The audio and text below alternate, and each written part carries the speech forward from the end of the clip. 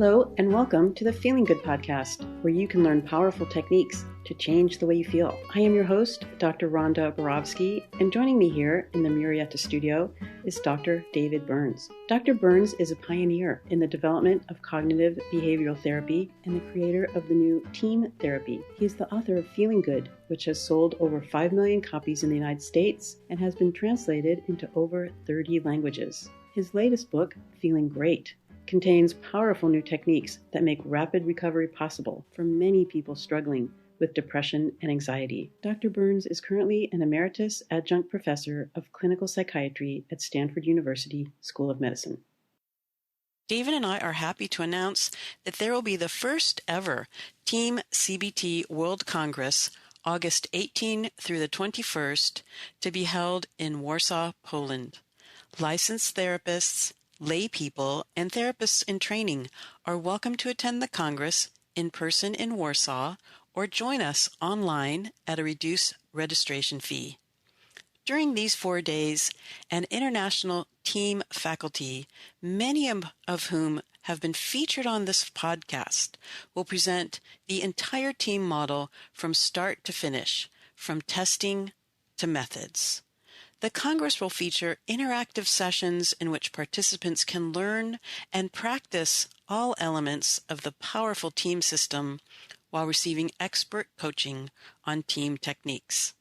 There will also be special topic workshops that will address trauma, cancer care, and low-intensity Team CBT. All information about the Congress is available at www.teamcbt.eu. That is www.teamcbt.eu.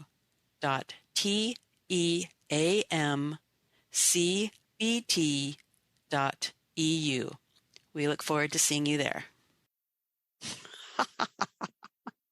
Hello, Rhonda. Hello, David, and welcome everyone to episode 303. We welcome our listeners across the world and around the country. And we have a guest today. A very special guest. A very special guest. Yes, all of our guests are very special. This person is very special. He's one of the software engineers for the Feeling Good app, Jason Meno, and he is a practicing Buddhist. So today's topic is Team CBT and Buddhism. So welcome, Jason. Thank you. Hello, and everyone listening. Glad to be here. Hello. I want to clarify one of the endorsements that we read last week. We read at our last podcast, we read an endorsement by Jay, and we were a little confused about which podcast he was talking about. And I thought he was talking about the 297 Yuck homework. And indeed, he emailed us that was the podcast he was talking about that he really enjoyed. And he was referring to one of the daily mood logs that we referred to when David, you were talking about a colleague regarding his depression over a breakup. And I think if people listen to that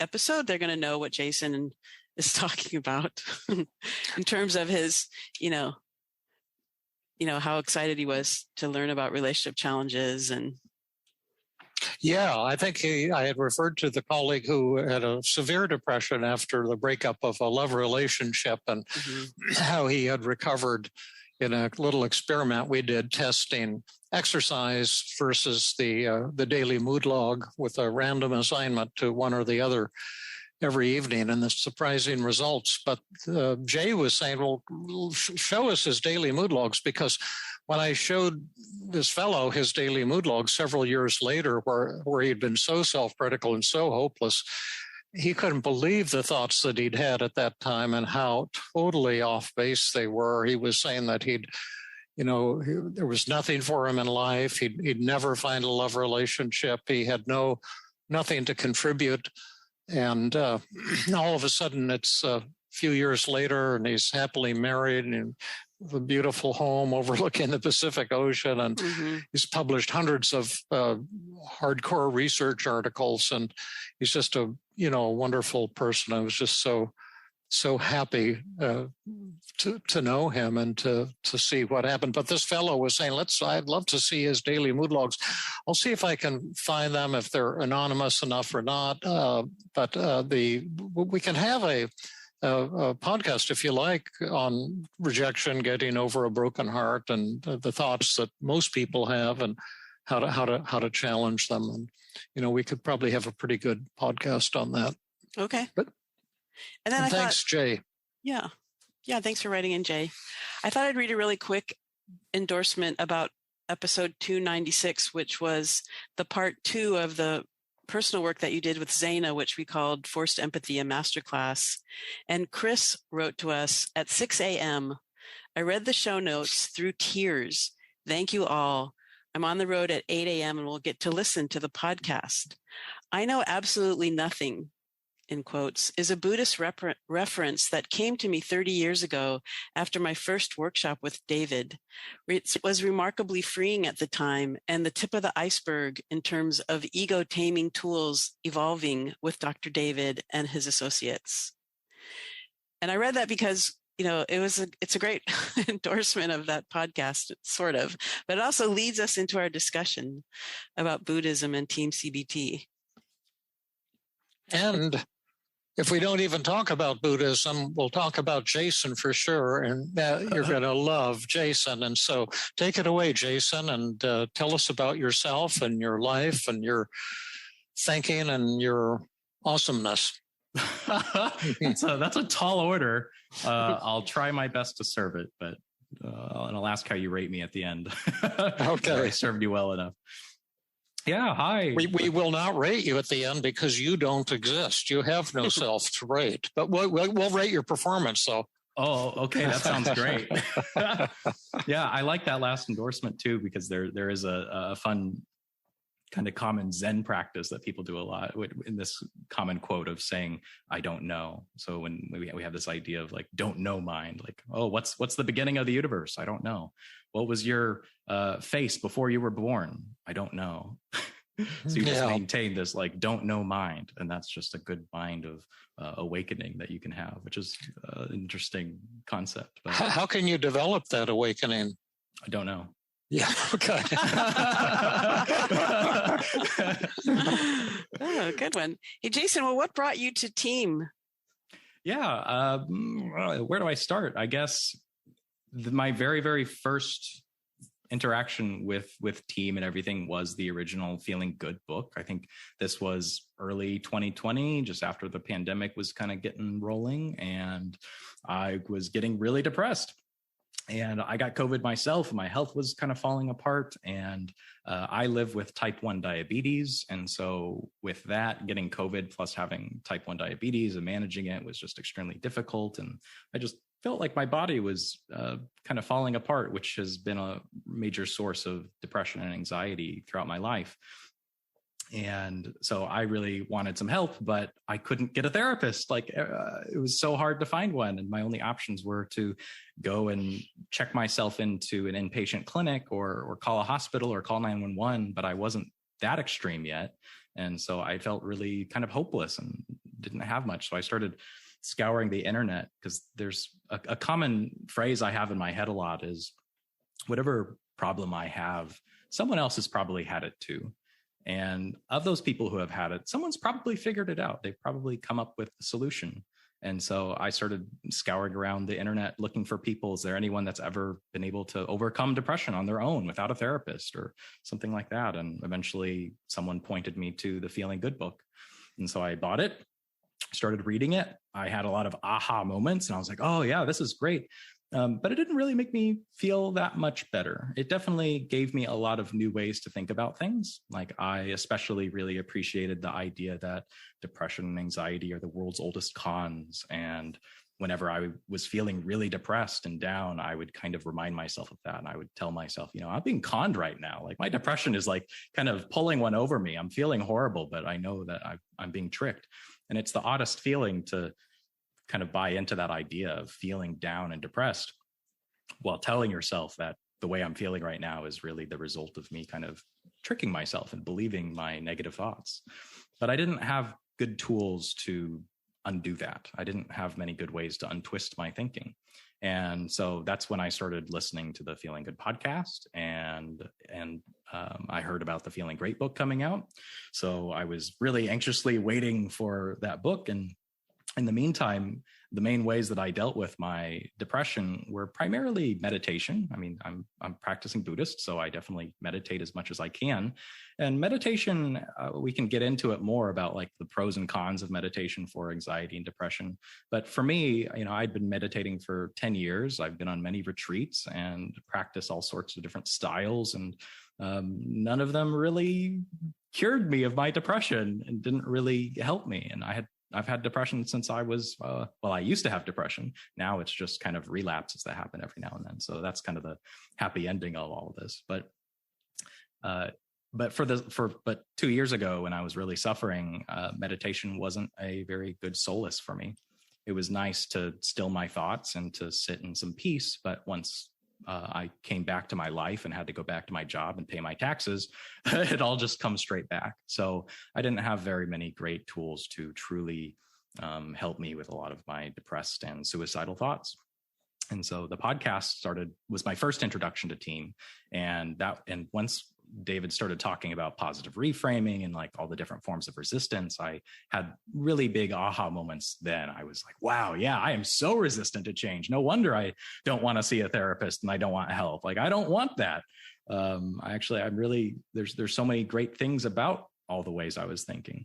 And one of my favorite podcasts was actually the one on positively reframing suicide. That was one of my favorite podcasts because I thought like you and Matt and everyone here really kind of understood that although it's kind of scary to talk about those things, as a patient who was actively suicidal, it was a tremendous relief to me to be told, wow, there's some really great reasons to feel the way you do. It's actually totally reasonable, and it makes sense that you would feel that way with all the things you're going through. So I loved that. So hearing that on the podcast, there were many times that I'd be walking down the street listening to the podcast, and someone would say something. Either you would say it, Rhonda, or David would say it, or someone, a guest on the podcast would say it. And I would just start crying. And I am not a crier. I do not enjoy crying. And so being out on a walk in public and then suddenly having tears streaming in my face and making an ugly cry face in front of people was very embarrassing. So there's a double-edged sword to listening to these podcasts in public. But so eventually the Feeling Great book came out. I read it and devoured it very quickly and loved it. And even after reading it, I still, my depression and my desire to die were still, there. I still was struggling quite a bit. And my other way of kind of dealing with a lot of these thoughts and feelings was journaling. I would sit down and I would write all of my thoughts out into a journal and talk to, my journal about how I was feeling and doing and thinking. And then one day I thought, I think it was on a podcast. It was someone here said that you really can't do it in your head. You really do have to put in the work and do it yourself. And I had been so resistant to doing the homework. I had been so resistant to wanting to actually sit down and face my thoughts. One reason was because I felt like I didn't have any negative thoughts. I was like, what? I don't have negative thoughts. Like, if you asked me to sit down and point what was I actually thinking, I would tell you nothing.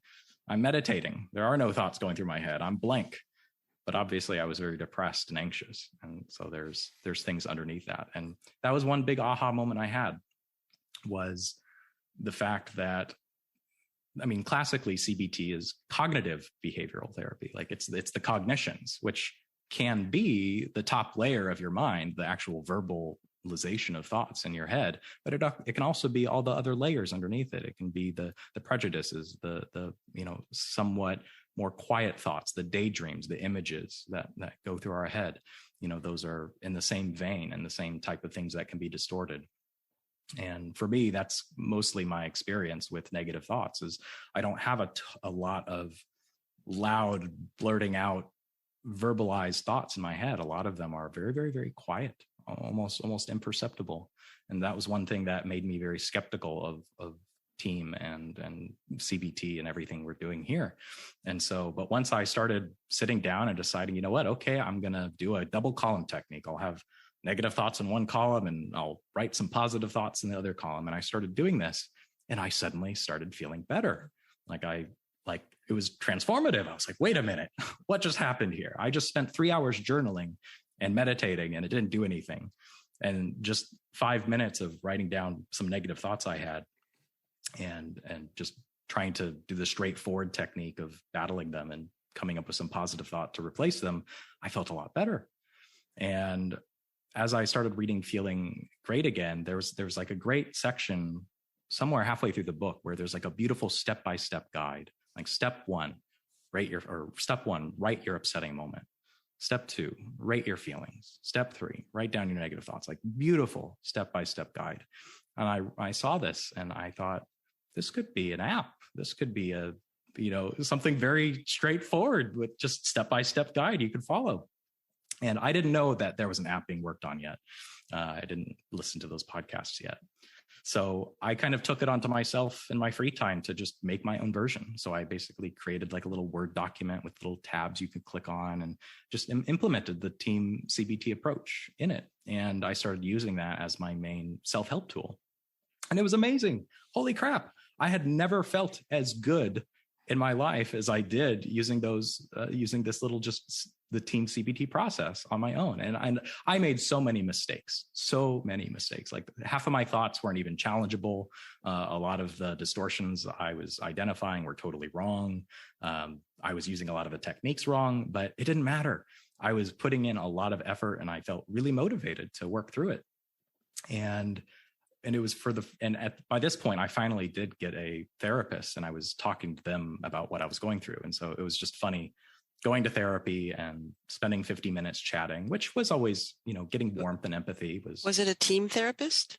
It was not. It was just a normal, I don't even know what practice or what school of therapy they mostly worked in, but it was great having warmth and empathy. Like I definitely didn't get that on my pad and paper.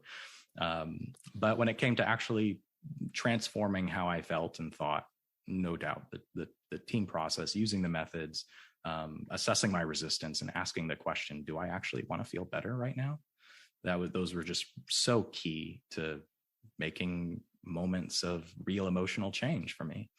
And I remember there was a day, I think at the end of 2020, when I sat down and I thought, wow, I haven't wanted to take my life in like a couple of weeks now.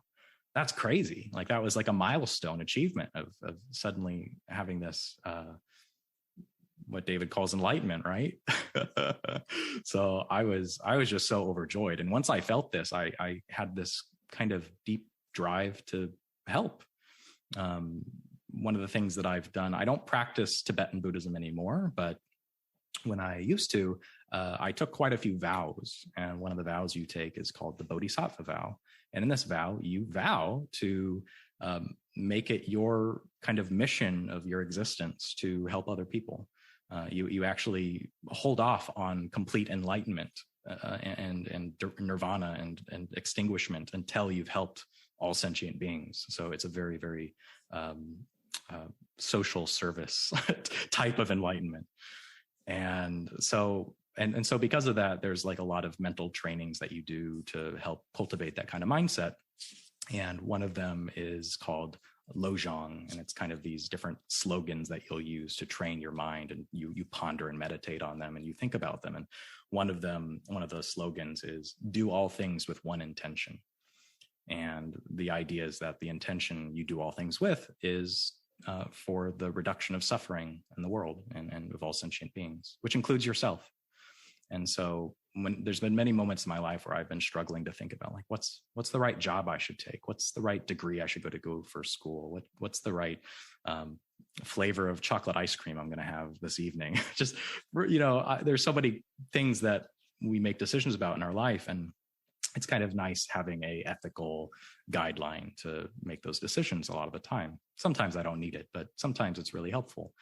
And so I'm constantly looking out for ways that I can help reduce suffering in the world. And after reading these books and getting the relief myself, I thought to myself, I need to help with this.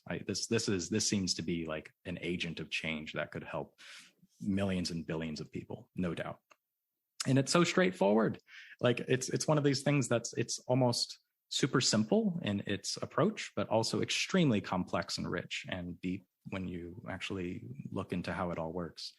And so at this point, I finally did started listening to more podcasts. I learned there was an app happening, and I thought to myself, oh my gosh, yeah, I want to be a part of this. And so I signed up for the beta. And I also emailed Jeremy, the main, creator of the app here, and said, like, is there a way I can help out? And at the time, I was a data scientist, and those were my main skills, doing statistics and writing scripts that would merge and throw data around. And Jeremy said, we don't really have a use for data scientists, but we'll keep in touch. But I did get to join the beta, and I used the app, and I was actually really disappointed when I used the app. I was actually kind of angry because I had this vision in my head of what this app could be after reading the books and kind of understanding a little bit about Team.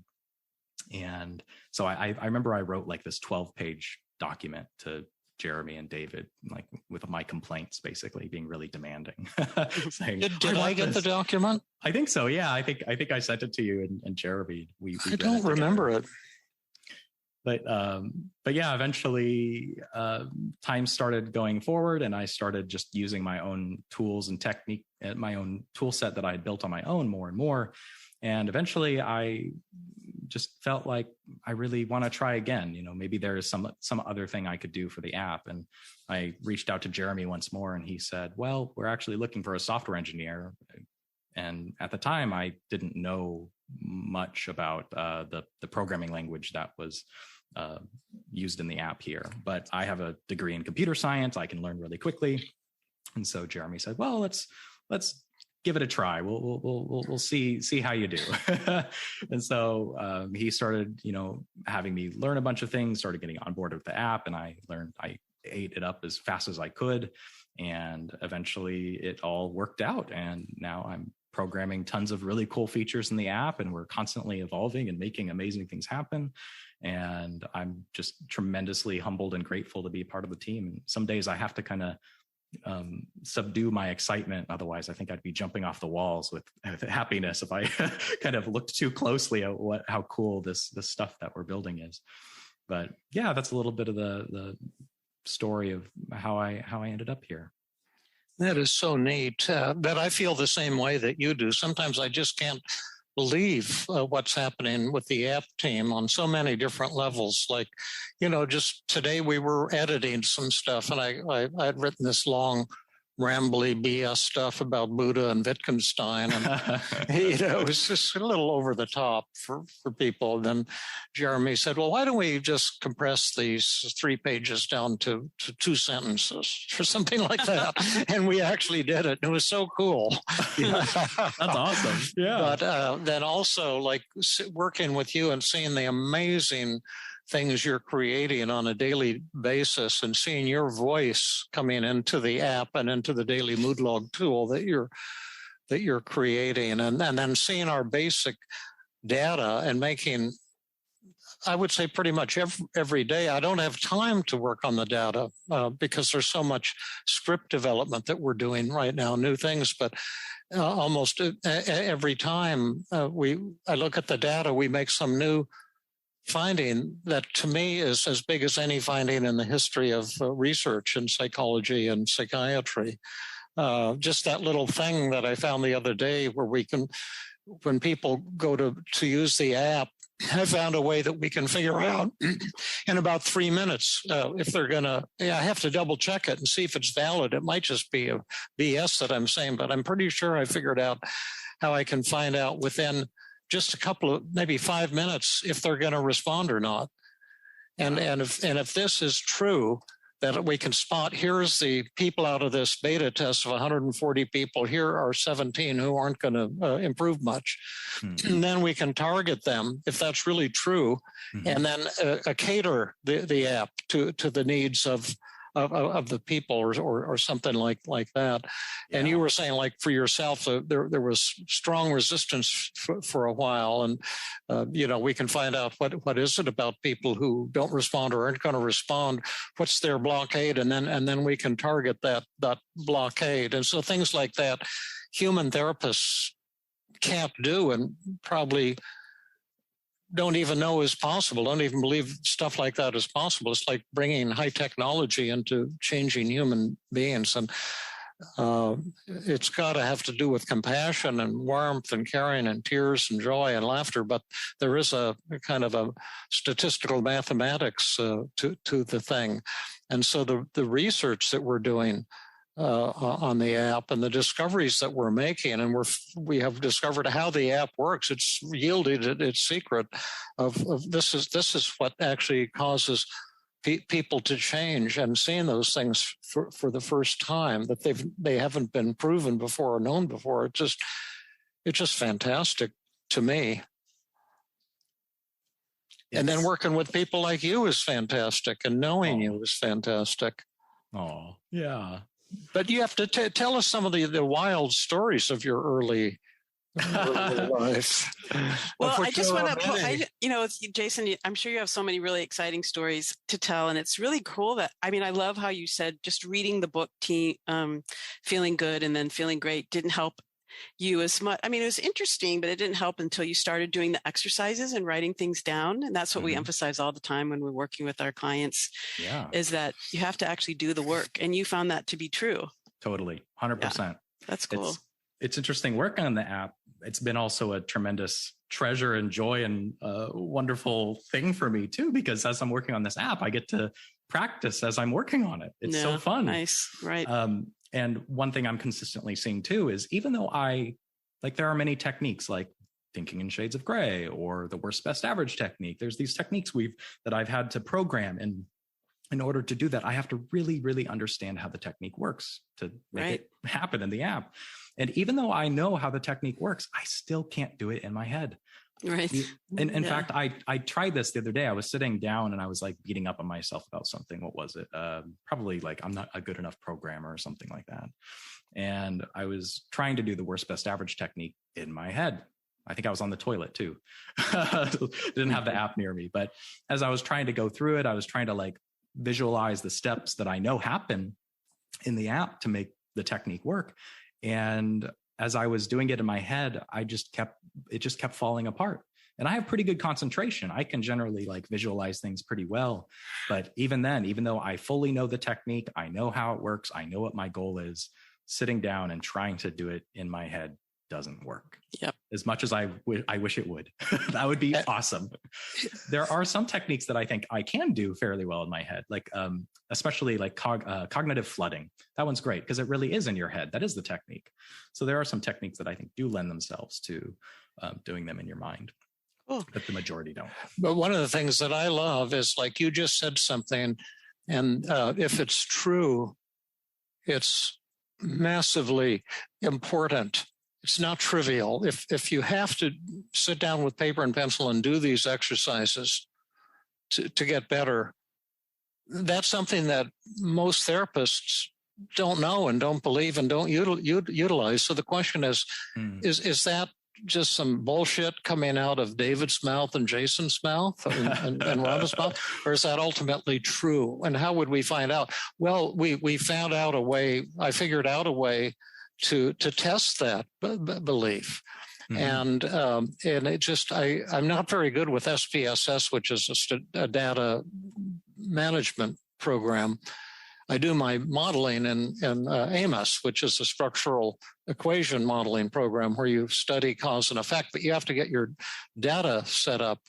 And I use SPSS for that, but I'm kind of a beginner with SPSS. But I said, I wonder if I could calculate a variable that would count how much missing data each person has. Because that would be, because I'm cajoling them in the app, you've got to actually do these exercises with each lesson. Identifying your distortions and taking the multiple choice quizzes and measuring your modes. And so I figured out, even someone with skills as humble as my own, I was able to figure out how to calculate that variable. And there's just a little thing that you write, and then it calculates it for every person in the beta test. And then I made that a variable and put it into one of the causal models. And sure enough, it didn't have a causal effect on changes. It had a massive, overwhelming causal effect on changes in mood, and it showed us exactly how that variable works. And then I've been able to replicate that in data set after data set, so it's written in stone. It's not some capitalizing on chance.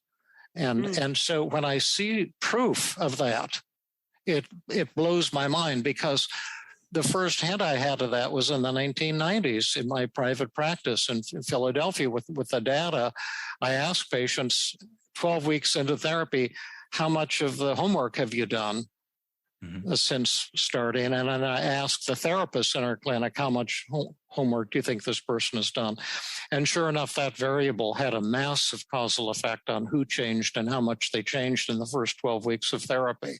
But now we've seen that exact same thing in the app. And it's not trivial. It just has a huge, massive causal effect on who's going to change and how much they're going to change. And when I see stuff like that, like the first time, it's like figuring out for the first time how the Earth circles the sun, and you know how astronomy really works, and the laws that really govern the movements of the planet. What we're doing is like that, and it's breathtaking to me. Now, can we get back to the good stuff? Okay, well, today we were going to try and talk about Buddhism and the commonalities between Buddhism and team therapy. Well, that's cool too. Yeah. Yes. But I was referring to the wild stories of Jason's life. Okay. So today we'll be talking about Jason. Well, we can do both, or make it a two-part podcast or something like that. But we can go in either direction you want. They're both fascinating to me. Yeah, like, Jason, tell us about your wild life. Gosh, where's a place to start? Let's see, the kidnapping, the murder, or the serial killing part where you should learn to laugh for the first time. Yeah. Maybe a good place to start is kind of because Buddhism definitely touches in a lot of this, and maybe a good place to start is I'm only 29 years old, so luckily I don't have a very long life so far. So the stories aren't that long. But after I was diagnosed with type 1 diabetes when I was 5, and that's been kind of one of the sore spots of my life. Like the things that I'm really susceptible to depression and anxiety and suicidal thoughts with is primarily like living with type 1 diabetes. And if you don't know much about type 1 diabetes, simply put, it's your body can't produce insulin any longer. And you, as a person, you now have to play the role of your pancreas. You essentially have to inject insulin and monitor your blood glucose levels and keep yourself alive. And it's a quite of a very numbers game disease, and it lends itself to perfectionism tremendously well, because you are told, okay, you've got to keep your blood sugar between 70 and 120. And if you go below 70, you might die from a coma. And if you go above 120, you're going to die a long, painful death in your life, as the high blood sugar destroys your organs and takes your eyes and takes away all of the things you love. It's a very, very, from a kid's point of view, it's a very dark and kind of hopeless type of disease. Mm-hmm. From age 5, you're told this is what will kill you.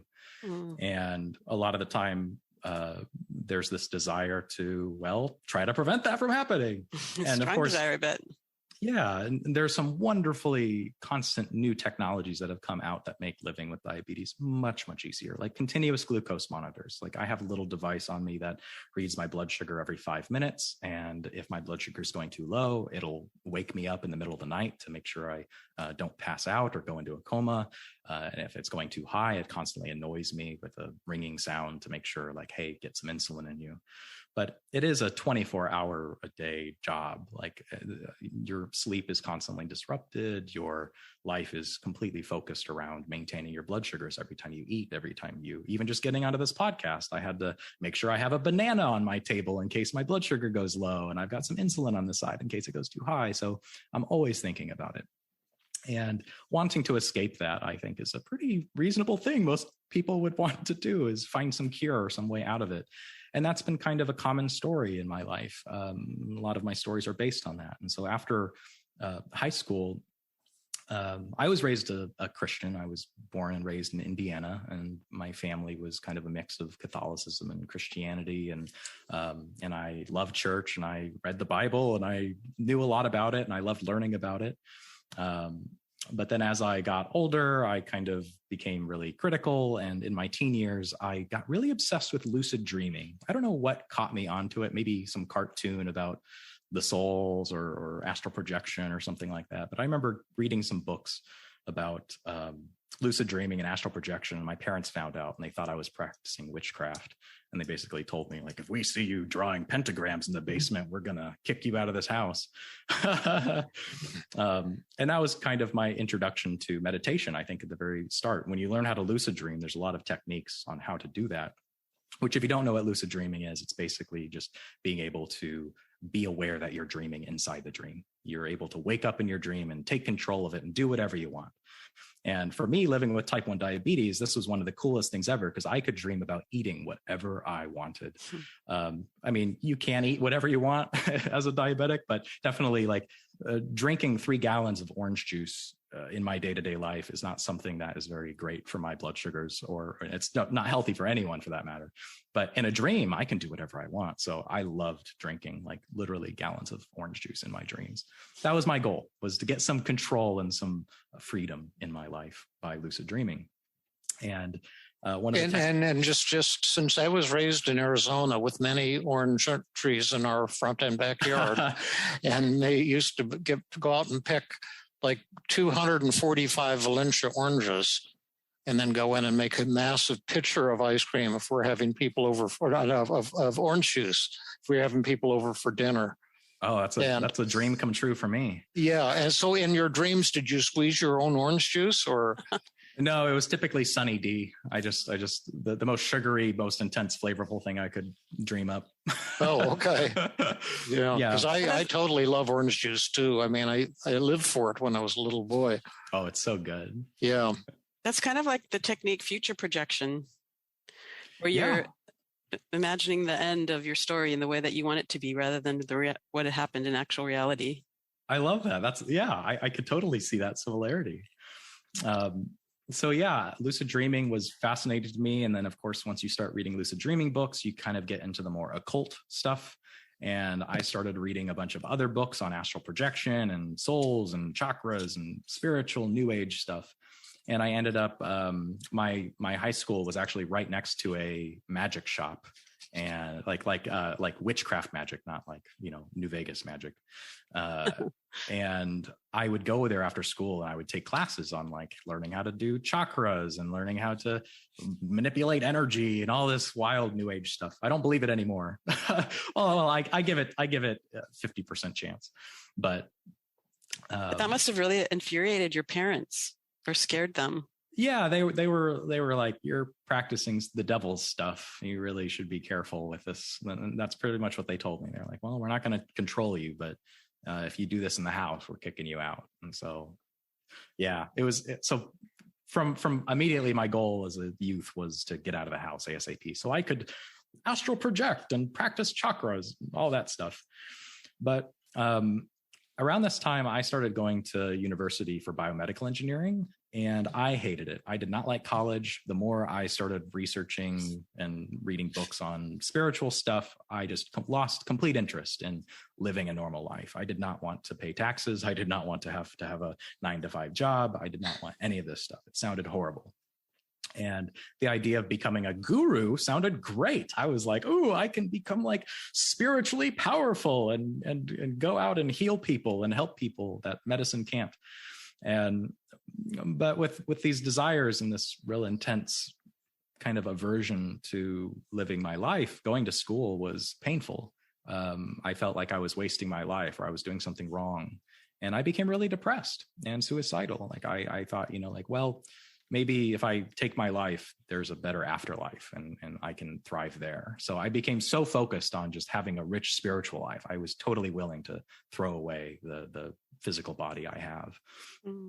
And I remember seeing several, I think I saw maybe 3 or 4 different university therapists over a couple of years trying to get help, feeling better, but didn't really find much help. And they didn't really understand what I was talking about when I said, my heart chakra is out of alignment. I need to activate my Merkaba so I can find enlightenment and peace. Like they had no idea what I was talking about.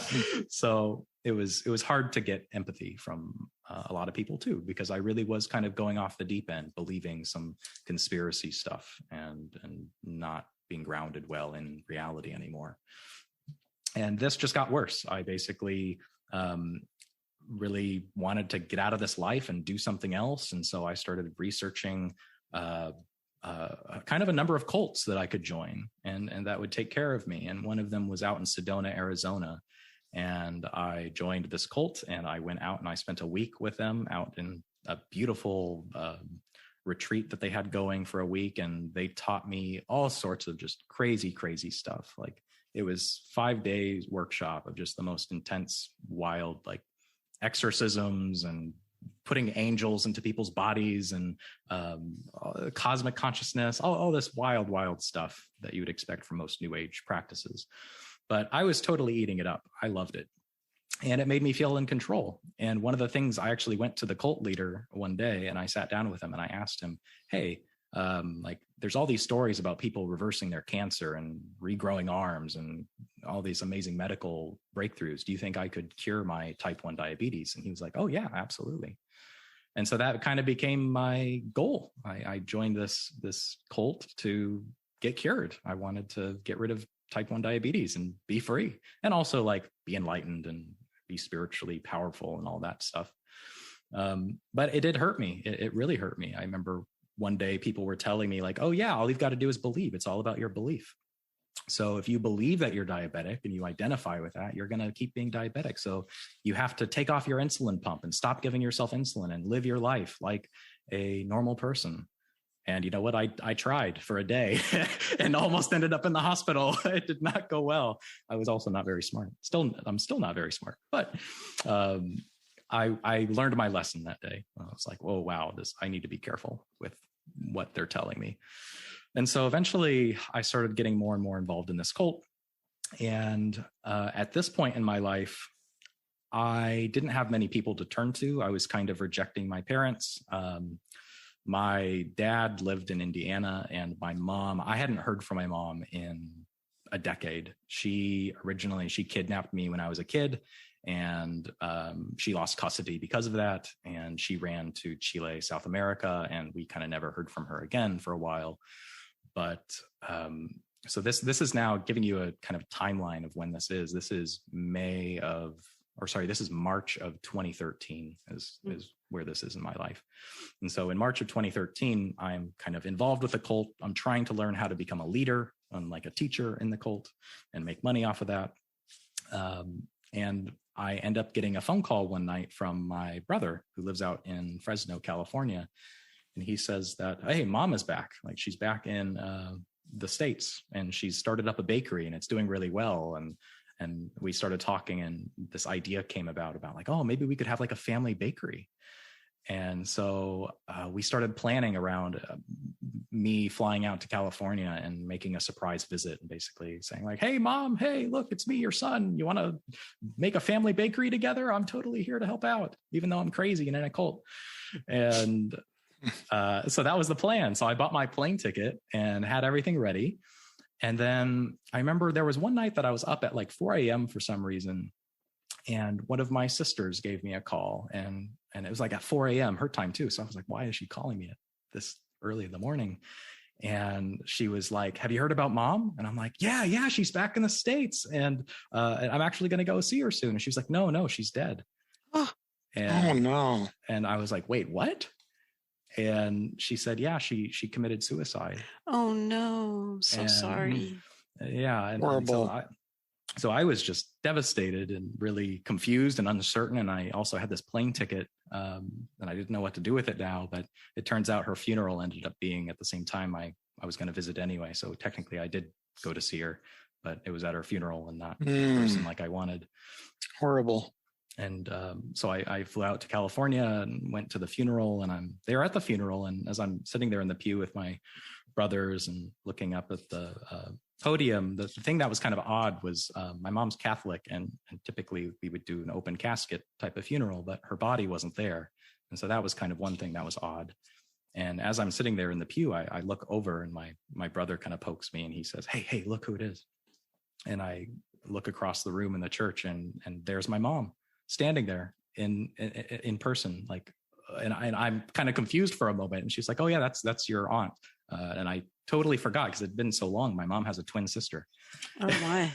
Wow. So this is very confusing for me because supposedly my mom's dead, but it looks like she's still alive there in the church with me. And they look the same, they sound the same, they act the same. So it was quite a very confusing moment for me in my life. And at this point, I'm just in a whirlwind of uncertainty and not sure what to do. But there's a lot more to this story, but to cut it short, basically, my aunt offered me a place to live. She was actually married to a very well-to-do lawyer, and they had a house down in Monterey Bay, in Carmel by the sea. And they were going to give me a house and a car, and they offered me everything to take care of me. They're like, "We'll pay for your school. We'll take great care of you." And at first I said yes, but I was also so obsessed with this cult I was in, and I wanted to be a teacher in it. And I thought it could be both lucrative and interesting. And so I ended up giving up that life. I gave up the house, I gave up the car, and I went back to Sedona, Arizona to complete my training for a teacher's training. And at this point, I'm now actually going into becoming a teacher, and I paid like $3,000 to make this happen. But at the end of the teacher's training, there was something that kind of threw me off, which was they taught us a suicide meditation. They believed that the world was going to like transition dimensions, basically end, and they wanted to give all of the followers in the cult a way out. And they said that to do this, you just had to transition your body from one dimension to another. But they also warned us, saying like, this will basically be a death for you in the third dimension. You'll end up in some other world of existence. But so if you're going to do this meditation, make sure you write letters to your loved ones, letting them know what happened, where you're going. So they were really serious about it. And they were like, "Don't do this unless you're ready." So this freaked me out. I was like, "What?" And of course, everyone in the cult is like, "Has anyone done this?" And he was like, "Oh yeah, tons of people have disappeared already." And so I was scared, and I didn't have any real guidance at this point. And at this point, I've ran out of money. I spent $3,000 to go to this teacher's training with no real plan. And I was kind of just being a vagabond traveling around the United States.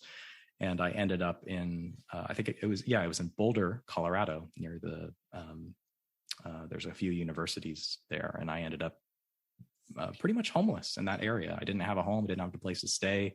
I was sleeping actually in the hallways of one of the local universities, and I just looked like a passed out drunk college student who was a hippie. So that's kind of like par for the course in Boulder.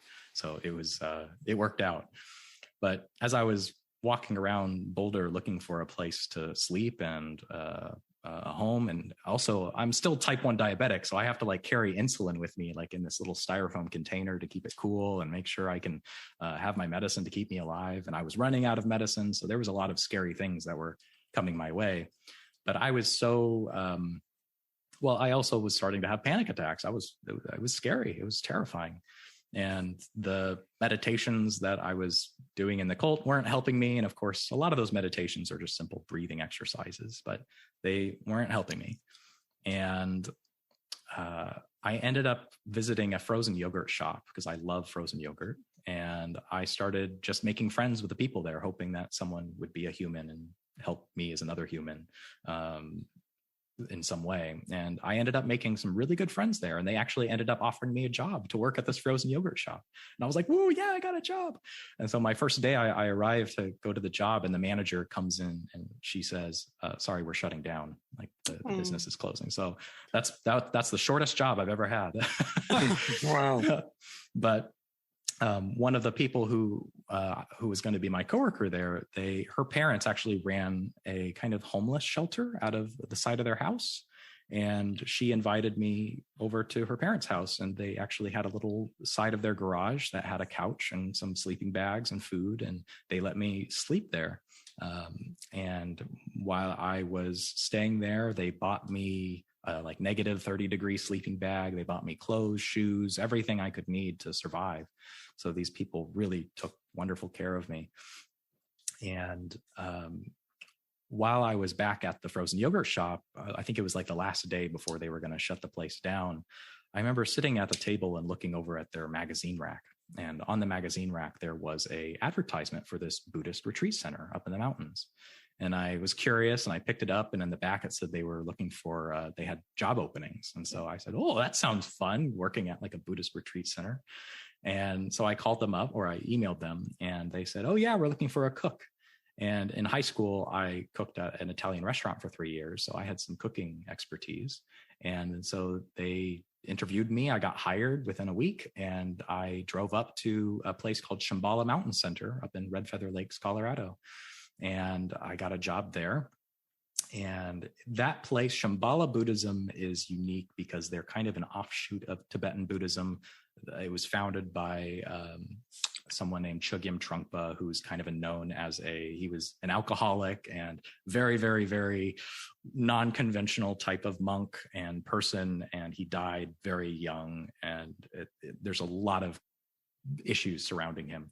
But the people who are there living at the center, and the practice itself is still, it's Buddhism. It all has the same similar flavors and whatnot. And so I started living there, and I started making friends with monks and other people living at this retreat center. And they kind of saw that I was off the deep end with my beliefs and the kind of craziness that I was involved with.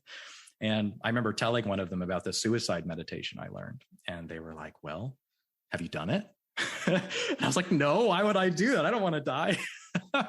But they thought it was all just BS. They were just like, I don't think this is real. Jason, you should figure out for yourself that this isn't real. But I was really scared of it. But in order to live at this mountain center, they kind of had a rule, which is you've got to practice what they teach there. And so as I was living there, I started taking their meditation classes, really, really getting a good classical basis in true meditation, like from a Buddhist perspective, not kind of new agey astral projection meditations, but really just sitting down and being with your breath and counting your breath, or doing simple visualizations. And so as I started meditating in a more traditional fashion, I found it extremely difficult. It was actually, I remember the first time I did it, I couldn't meditate for more than 5 minutes before I felt like I was going to explode or something horrible was going to happen. And actually, the more I meditated, the more panicked I got, the more anxious I got. So it was kind of funny that the thing meditation was supposed to help me with made it worse for me. But over time, I kind of grit my teeth and just bared with it. And I went through a few workshops where you just do nothing but meditate for 12 hours. And you really learn how to meditate well doing that. But the more you meditate and the more you sit down with your thoughts, the more freedom you give your thoughts too. The more you see them and feel them and experience them directly. And so as I was meditating, all of my negative thoughts that I've ever had in my life would come up. Every single fear I'd have became very vivid. Every single depressing thought I'd have, extremely strong. And no doubt, like the more I meditated, the more I wanted to take my life again, the more I felt hopeless. And I'm just like, wow, this sucks. I want out of here. And I remember I was in a meditation retreat, like one of these 12-hour long sessions. And I think it was like 3 hours in, and I just became so overwhelmingly hopeless that I decided I'm going to do the suicide meditation. And so I prepared myself. I sat there for an hour, kind of getting myself ready and looking around at the people around me, like making sure like, well, if I'm going to do this, at least I have witnesses that can like say like, oh, Jason disappeared. His body is like gone. Like, if magic really does happen, then some people will see it, hopefully, and I'll have witnesses. But so I started doing the meditation. It takes like 20 minutes to do. You do all these crazy visualizations of like imagining a black hole and falling into the center of the black hole and ending up in a different universe and turning 90 degrees and going through another universe and all these wild visualizations you have to do. And as I'm doing it, I'm getting really scared because I really do believe I'm going to end my life. And I'm sitting there meditating, so to say, and I'm just sweating bullets. I'm just completely like my gown and my meditation cushion are just starting to get soaked with sweat as I'm feeling like I'm going to take my life. And I finally get through the end of the meditation to the final, like the step. Are you listening to a tape that's telling you the visualizations, or have you? No, it's all memorized. Yeah. It's all memorized. Okay. When I was taking the teacher's workshop back in Sedona, they spend a good day teaching you how to do it. And so I memorized like the step-by-step, what you visualize and what you go through to make it happen. So yeah, I was just silent by myself. Well, people around me, but on my cushion in the shrine room. And I get to the final step of the meditation, the step of the, point of no return. Like if you do this step, you are gone. And I did it and nothing happened. I was just still covered in sweat and freaking out and having kind of a panic attack in the middle of the shrine room. And I thought maybe I did something wrong. So I did it again and nothing happened. I did it again and nothing happened. And at this point, I think my beliefs started to really like crumble and break apart. At this point, I was like, oh, you know what? This is all BS. Like, I don't know why I joined this stuff. How could I believe this? How could I be so stupid? Yada, yada, yada. And then I just meditated for the rest of the session and had a great time. But it was very much the transformative point where I decided, you know what, I'm going to give up these crazy views that I have because I don't think they're right. Obviously, I did this meditation exactly as they said, and I'm not dead. So it's probably what they've taught me is bonkers. And so I started deciding, you know what, well, Buddhism seems like a pretty safe choice of a religion and of a practice. And most of the monks and people I met there seemed pretty happy. So I'm going to give that a try. So I converted to Buddhism. I took my vows and started practicing intently. And I lived at this meditation center for about a year. And the more I practiced, the more I got into it, the happier and happier I got. And really, I was just kind of letting go and not caring and just accepting life as it is. I remember one training session I had, they give you kind of things to ponder on, like these Lojong type of practices. And I remember one question we were asked was, what doesn't need to change? I think that was what doesn't need to be changed? And I hated this question because I was like, what? Like everything needs to change. I need to cure my diabetes. I need to make the world a better place. I need to do yada, yada, yada. But really the point of that question is to get you to practice acceptance, is to basically say nothing needs to change. Everything as it is right now, you can completely and fully accept. And that was the hardest thing for me to do. Like I was so resistant to doing that. But the more I got into certain concentration meditations, like there are special meditations where as you practice them, the deeper and deeper you get totally absorbed into the meditation, you will become joyous. You will have euphoria. And I experienced this. Like it's some of the best pleasure I've ever had in my life. And the Buddha says this too. He's saying like the pleasures you will get from these, they're called jhanas, but these concentrated states of meditation are more pleasurable than any sense pleasure that we can get, better than any taste, better than any sight or sound or smell. Like it's just, and I can vouch for that. Like I experienced this euphoria and I thought I was like someone injected me with drugs or someone spiked my lunch because I was like, how can I feel this good? Oh my gosh.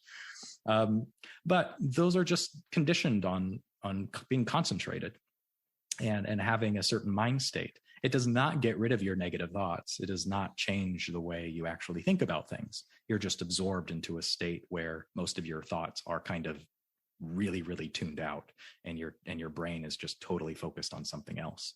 And so really it's kind of the freedom from your thoughts, the complete absence of having negative thoughts influencing your emotions. When nothing can influence your emotions and you're kind of free from that, you really do, like all that's left is just kind of bliss.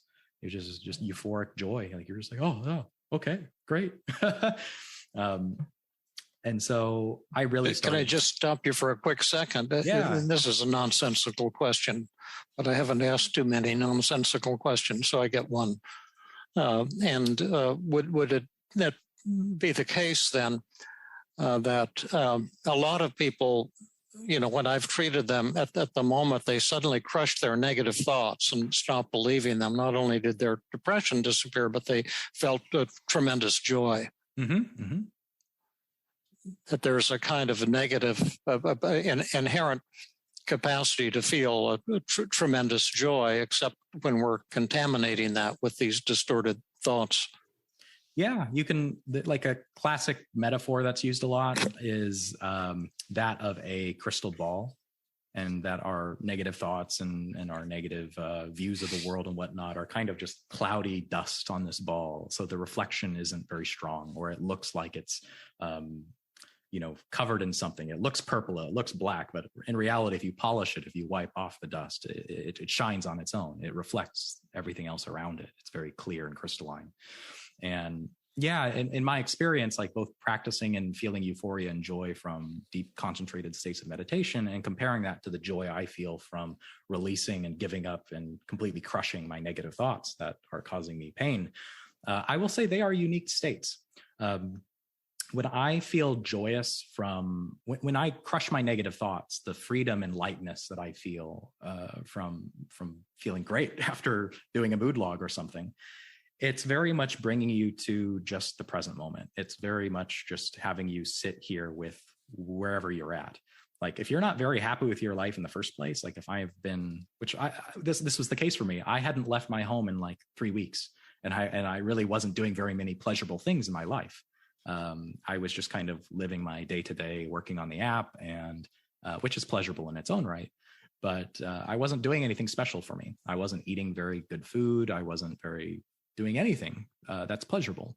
And so when I felt really depressed, I could use or if I relapsed, I could use the techniques to bring myself back to a state of joy again. But I would say when I go to rate my happiness, so even though my depression and my anxiety and everything are like 5s or below, my happiness is still like stuck at a 50. So like, although I feel light and fairly fine, it isn't a state of complete and absolute, like, wow, I'm so euphoric and happy right now.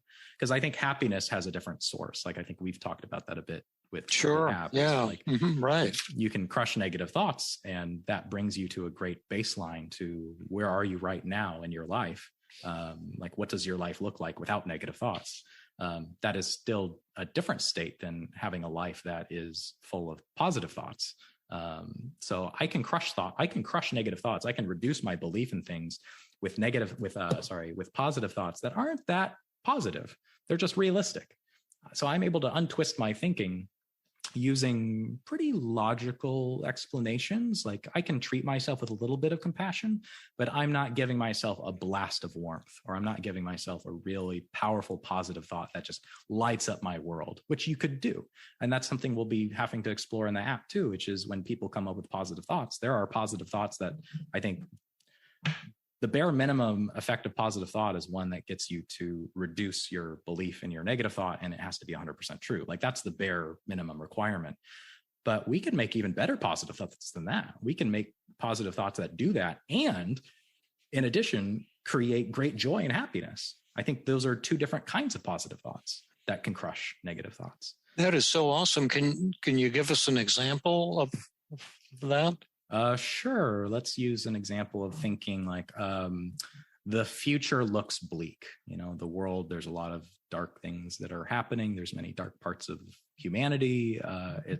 Sometimes it's reasonable to feel kind of hopeless about the future of the world. And so how would you maybe come up with a positive, realistic thought? Well, if you do want to give up that thought, obviously you want to do some positive reframing and a little work to make sure, like, is this a thought that you want to work on right now? But if you do want to give up that thought, you do want to feel better, then, let's just try a technique like thinking in shades of gray. So, not everything is 0% or 100%. The future isn't either bleak, 100% bleak, or 0% bleak. It's not going to be a wonderful, joyous world versus a horrible place to live in. It's going to be a mix of everything, just like the present moment. It's going to be there's going to be parts of the world that are pretty awful. There's going to be parts of the world that are tremendously amazing. And the most of the world is just kind of in the middle. And that's what and just like the present moment, that's what the future is going to be like too. It's just another present moment when we get to it. So that's, one way, like, that would crush my thought. Like, I would no longer believe the thought, the future is bleak, because I kind of took that apart. But I was mostly using logic, and I was kind of using just realistic thinking. But it's not really a super positive message. You're basically just saying like, well, the present, it's not going to be that much different from the present moment. But instead, you could, a more positive thought that might be tremendously warm and joyous might be something like, I'm just going to use the 3 steps. So for example, I'll use the, what's it called? The 3 steps you use when actually countering with a positive thought in externalization of voices. So you'll do step 1, you typically do the self-defense. There's self-defense, the counterattack technique. Counterattack and acceptance. And acceptance. Yeah. So I would definitely like lead with acceptance. So I would say something like, yeah, there's going to be parts of the world that are still going to be pretty horrible in the future, for sure. No doubt.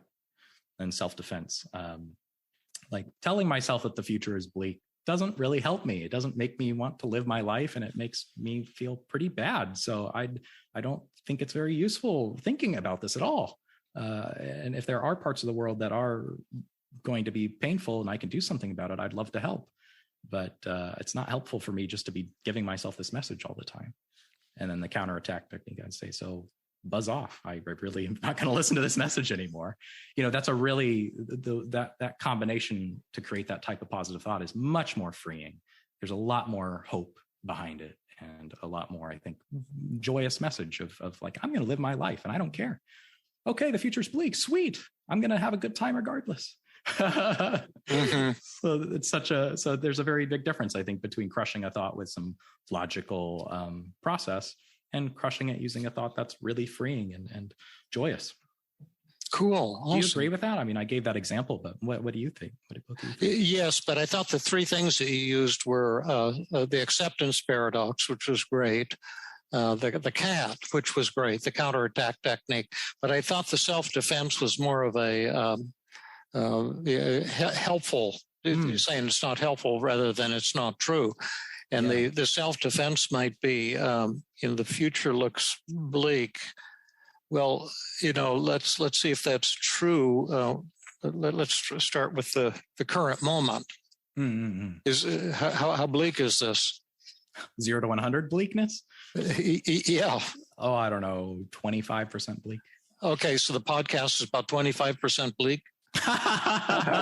Well, me thinking about all the pains that I've felt in my life, it certainly makes me feel sad. I'm like, oh, wow. Right, sure. There's been a lot of that, but I think the self-defense would be, how do things look at this very moment? Oh, like right here, bringing myself out of the past and out of the future, and just right here in this exact moment together, looking at your beautiful faces on the Zoom screen. I find this not smiling. Yeah, they've been making funny faces. Yeah, it's not bleak at all. This is a joyous and wonderful and fun. But that's really cool what you just said. Let me ask you one last question. We probably got a skadoodle, but I really appreciate hearing in depth about this amazing journey that you've been on. So, what is enlightenment? How would that compare with the what you were just talking about, crushing a negative thought in a dynamic way that brings you to feelings of great joy? Mm-hmm. How does that compare with the enlightenment, the Buddhist concept of enlightenment, and what we're trying to do with Team CBT and the Feeling Good app? Yeah, I think there is a similar sensation that they both create. But to answer your question directly, I have to preface by saying there are many Buddhist schools of thought, and they all have kind of different ideas of the prerequisites and definitions of what does enlightenment mean, what is the goal that we should aspire to, and how do you even determine whether this can even happen to a human being.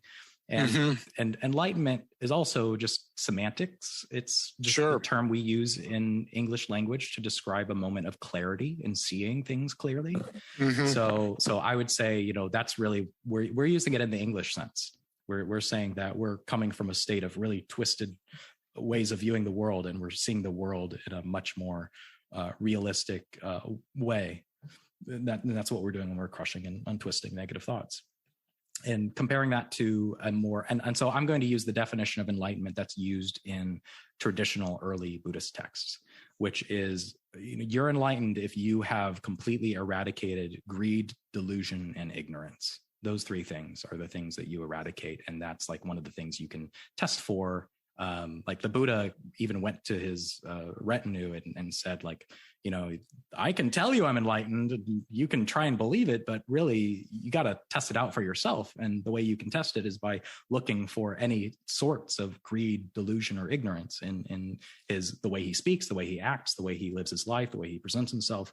All these things are the signs of someone who has become enlightened. And there's also something called like the 7 factors of enlightenment. So there's all these like checklist kind of components you have to meet to be considered enlightened. And you're going too fast. Let me just slow you down. You're enlightened if you're freed of greed, ignorance, and some third thing. Delusion. Oh, okay. And delusion.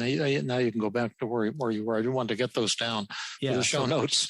So using that basic description, removing your negative thoughts or crushing them and looking at things realistically, you can still have tons of greed and tons of ignorance about, how you suffer, because that's really what ignorance and delusion refer to, is what causes you to suffer. Like, you can have a patient and you could bring them from suicidality to tremendous joy in living and loving their life. But they might not understand any of how that happened.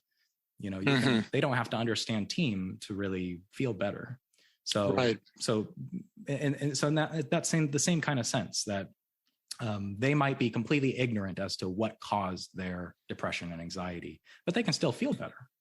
So from the Buddhist perspective, enlightenment has a number of definitions, but that's kind of the most core base one, is greed, delusion, and ignorance. Like, do you still have craving and you still totally crave and greed things in the world? And of course, yeah, like I love mangoes. We were talking. I was just going to use the mango. You stole it from me. Yes, yeah. I'm greedy for another mango. Right. That I had before the podcast. It was so sweet and delicious. Yeah. So like we could eat a mango and we can sit there and we can just say, I love this mango. I want this flavor to just keep going forever. I don't want this to stop.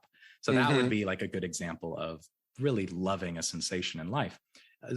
If you put yourself into the mindset of someone who's traditionally, from a Buddhist point of view, enlightened, someone would eat a delicious mango and they would experience the taste of the sweetness and the joy that comes from it. They could feel their brain lighting up and they would be like, this is tremendously delicious. But that's where it ends. They don't go on to say, oh, I want this to last forever, because completely and fully that every single thing that you'll experience is impermanent. It won't last. And that's kind of like the core of Buddhism, is this idea that if you place your happiness on anything that is impermanent, which is just about everything, then it's going to be a kind of a bad time. Well, can I ask one last kind of quasi-disrespectful and incredibly naive question? Go right ahead. Well, what do you think about my idea of low-level Buddhism and high-level Buddhism? Tell me what that is. Well, in low-level Buddhism, you're allowed to enjoy the mango, right? Mm-hmm. But you're not allowed to be greedy for more. Isn't that right? I mean, you're allowed to do whatever you like. Yeah, but you just said that if you're greedy for more, then that's not enlightenment. Right. Yeah. Like if greed arises in you, if you desire, and you attach your happiness to things like this, then from the traditional Buddhist definition of enlightenment, then you're not enlightened. But in high level Buddhism, you're allowed to be attached to mangoes and still be enlightened. You don't have to worry if you're attached to mangoes. As long as it's only mangoes you're attached to. Yeah, but in ultra high level Buddhism, you can be attached to all kinds of things. In the scriptures, the Buddha did have like a list of things that he said to his monks, that like you can be attached to these things. There are things that you can be wholesomely attached to that generate positive results. Oh, cool. So the fact, like the actual attachment itself isn't necessary. Like it is a core problem, but it depends on what you're getting attached to. Yeah. If you get attached to the joys of being a monk or the joys of meditating or the joys of being free from negative thoughts, then that's a very wholesome type of attachment, I think. Mm-hmm. Cool. Well, I want to say something too. Yes, please. I was very attached to having a theoretical discussion about Buddhism and how it compared to team. And a couple of times I tried to get us off the subject, and David very gently kept us on the topic of just talking to Jason about Jason's life experience. And I want to say that was so awesome. And I'm really glad that I let go of my attachment to absolutely having a silly discussion. And feel just so honored to have listened to you, Jason, talk about your story. And it's such a funny expression, but I feel so close to you, like you're in the room with me and talk like I really know you. And I feel like, wow, that was amazing. And I want to say, I'm very, very grateful that suicide meditation, no matter how many times you did it, did not work. And Me too. And you've stayed among us and, bringing joy both to our listeners, but also to the app and to all the future users of the app that will be benefiting from your life and your skills and talent. And you bring me a lot of joy, Jason, every time I interact with you and learn from you and hear you talk, hear your stories. It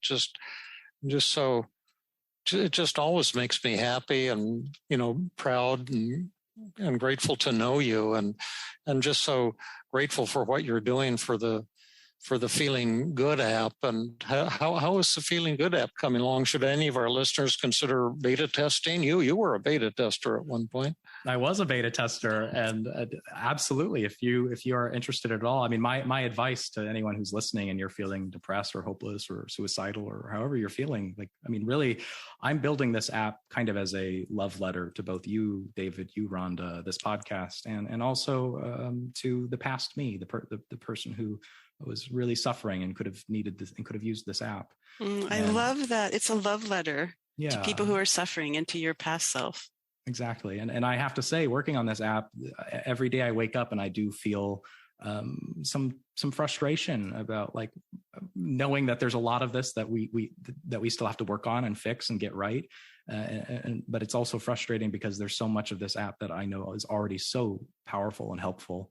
And so, absolutely. Please sign up for the beta. And if you can't get into the beta, then please sit down and read the Feeling Great book, follow the step-by-step guide it says on how to get better, because that's what I did. And I was able to go from wanting to take my life to joy. and for the first time, 15 years of my life, having some absolute freedom from the dark parts of my mind that I go to sometimes. Yeah, great. And if you want to sign up, the kicker right now is you have to have an iPhone, and we hope at some point to raise some funds so we can hire an iOS engineer and have Android versions of it. But all we have so far is the iOS version. But if you have an iPhone, the way to sign up, go to feelinggood.com, which is my website. So you should know how to do that, feelinggood.com, and just put /app, APP. And then you can go to the sign up page and click a link there, and it'll ask you some multiple choice questions and so forth. And that's how you do it. And we are gearing up for a new beta test, probably around the time this podcast is published. But move right away if you want to get into our latest, most recent podcast. Okay, well, let's say bye for now. And Jason, thank you so much for coming on. Maybe you'll be another regular podcast guest. You've added so much to our podcast today. It was absolutely my pleasure. I wouldn't have believed it if you told me I'd be on this podcast, 2 years ago. I'd be like, wait, what? I'm going to be on this podcast? Oh my gosh. I had to do a lot of cognitive flooding, feared fantasy on this podcast. I was like, oh, what's the stupidest thing I could say on this podcast? How do I mess it up? What was it? What was the stupidest thing that you came up with? Well, one of my favorite techniques, the technique that actually made me feel the best was the paradoxical magnification. I thought about what's the worst thing that could happen with me being on this podcast? And I was like, the worst thing that could happen is every single person who listens to this podcast episode would take their life. Oh my God. Don't do that. Our numbers ours will go down. We don't care about those people, but we do love our ratings. I thought that was just the most ridiculous thing. I was like, oh my gosh, how could I even do that? So well, I just started laughing. Thank you. On the other side of that coin, if some of our listeners have a question because you've not only meditating and studying Buddhism, but you're really living it. And, I know you wanted to be a monk and they wouldn't accept you because you had diabetes, but I'm glad because I think that you're a non-monk monk, which is a much higher level of monk. But at any rate, if any of our listeners have questions for you, you want them to email you directly or email me and I'd forward that to you? Or Sure, you can probably email me directly. The email is Jason Meno, JASONMENO @feelinggoodapp.com. Jason Meno. Meno means there's no me. No, me, no. MENO. Yeah, who, Jason, me? No. Me, no. At feelinggoodapp.com. And then if you got some cool questions from people, we'll read them on podcasts. And if you have to return by popular demand, Rhonda and David will always be more than happy to welcome you back on the show. Exactly. Yeah. I'd love to be back. Absolutely. Okay, great. Thank you, Jason. Thank you, Rhonda. Thank you, David. Bye-bye. Until next time. Bye. This has been another episode of the Feeling Good podcast. For more information, visit Dr. Burns' website at feelinggood.com, where you will find the show notes under the podcast page. You will also find archives of previous episodes and many resources for therapists and non-therapists. We welcome your comments and questions. If you want to support the show, please share the podcast with people who might benefit from it. You could also go to iTunes and leave a 5-star rating. I am your host, Rhonda Borowski, the director of the Feeling Great Therapy Center. We hope you enjoyed this episode. I invite you to join us next time for another episode of the Feeling Good podcast.